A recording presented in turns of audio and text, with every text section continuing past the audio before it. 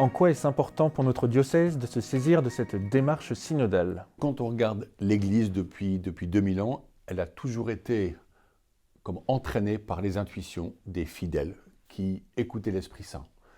Aujourd'hui, le temps s'accélère, le monde, on peut dire qu'il est nouveau, et on peut s'interroger sur comment est-ce qu'on va aimer, comment est-ce qu'on va annoncer l'Évangile, comment est-ce qu'on va faire que nos vies d'Église soient vivantes.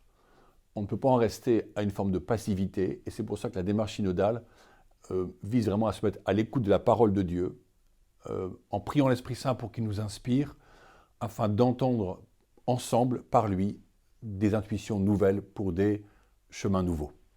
L'un des enjeux de cette démarche est de s'adresser aux périphéries de l'Église.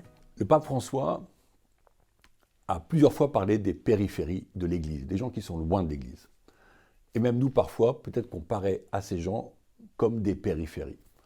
Et pourtant, on découvre des gens qui sont contents de parler de choses spirituelles et qui cherchent du sens. Alors, cette démarche synodale peut nous aider à réfléchir à la façon dont nous-mêmes sommes des témoins vivants. Comment est-ce que notre propre vie devient un signe d'une présence de Dieu dans la vie de tous les jours et pour la vie de ces gens-là. En quoi cette démarche peut-elle toucher les jeunes ? Les jeunes d'aujourd'hui ont bien des questions quant à leur avenir, et quand on les écoute, comme j'ai pu faire assez récemment dans un lycée avec des jeunes de BTS, entre 20 et 29 ans, j'ai réalisé que très peu d'entre eux connaissaient la parole de Dieu. Ils cherchent du sens aussi, mais quand on les écoute, au fond, ce qui revient souvent, c'est la question du bonheur. Comment puis-je espérer le bonheur ?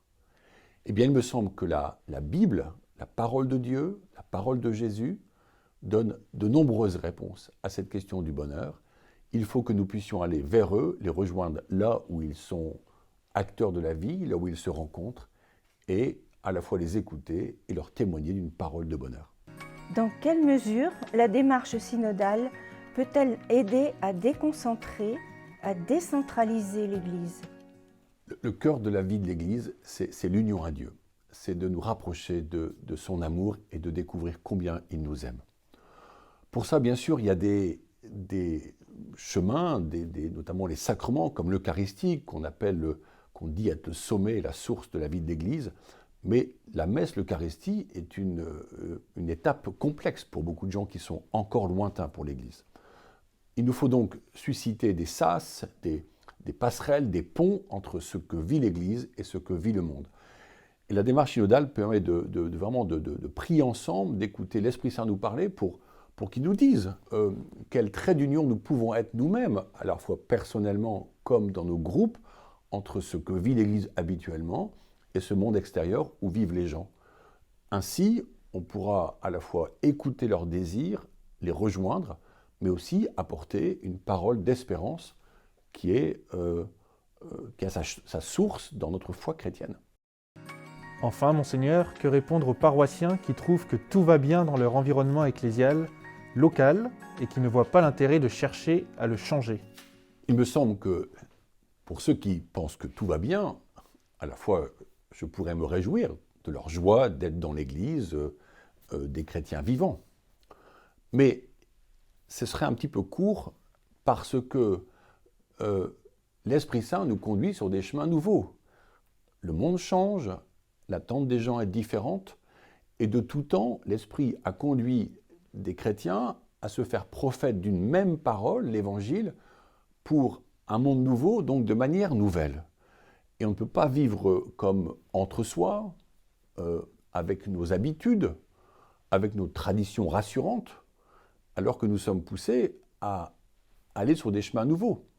Et la démarche synodale doit nous sortir peut-être de ce confort, de nos groupes, pour mettre en cause peut-être nos agendas, nos activités d'église, et à la fois faire ce mouvement vers l'extérieur, avec un langage qu'il faut adapter au monde, en disant les mêmes fondamentaux de la foi, et en même temps un mouvement vers l'intérieur pour accueillir, pour ouvrir les portes, pour avoir un cœur nouveau pour ces gens qui nous interrogeront, qui peut-être nous déplaceront dans la foi, mais qui sont nos frères et sœurs, et que Dieu nous adresse pour qu'ils soient demain partie prenante de nos communautés. Donc il nous faut effectivement nous remettre en cause, et je le vois par exemple quand je rencontre des catéchumènes ou que je lis leurs lettres de baptême, de demande de baptême, combien la foi qu'ils ont découverte a changé leur vie, et en même temps je me dis, nous n'avons que 40 ou 45 catéchumènes par an en Eure-et-Loire. On devrait en avoir beaucoup plus, et beaucoup plus de gens, je pense, espèrent la foi. Donc allons vers ce monde et mettons en cause quand même un peu nos habitudes et nos façons de vivre l'Église. 3 outils sont à votre disposition pour mener cette démarche synodale. Le premier, c'est une page dédiée sur le site du diocèse de Chartres. Le second, ce sont 3 questionnaires qui reprennent les 3 mots-clés, colonne vertébrale de cette démarche, à savoir communion, mission et participation. Libre à vous de faire les 3 si vous le souhaitez, de n'en faire que 2, de n'en faire qu'un. Mais n'hésitez pas à vous en saisir et à vous approprier ces questions pour faire remonter tout ce que vous souhaitez sur l'Église telle que vous la voyez dans l'avenir. Et le 3e outil, c'est une adresse mail, synode@diocèseschartres.fr, qui est régulièrement consultée, sur laquelle vous pouvez poser toutes les questions que vous avez, tous les besoins, toutes les demandes. Voilà, donc n'hésitez pas là également à vous en saisir, et nous serons heureux de vous aider, de vous accompagner dans cette démarche. Nous voici devant toi, Esprit Saint. En ton nom nous sommes réunis. Toi, notre seul conseiller, viens à nous. Demeure avec nous. Daigne habiter nos cœurs. Enseigne-nous vers quel but nous orienter. Montre-nous comment nous devons marcher ensemble, nous qui sommes faibles et pécheurs. Ne permets pas que nous provoquions le désordre. Fais en sorte que l'ignorance ne nous entraîne pas sur une fausse route, ni que la partialité influence nos actes. Que nous trouvions en toi notre unité, sans nous éloigner du chemin de la vérité et de la justice, en avançant ensemble vers la vie éternelle. Nous te le demandons à toi, qui agis en tout temps et en tout lieu, dans la communion du Père et du Fils, pour les siècles des siècles. Amen.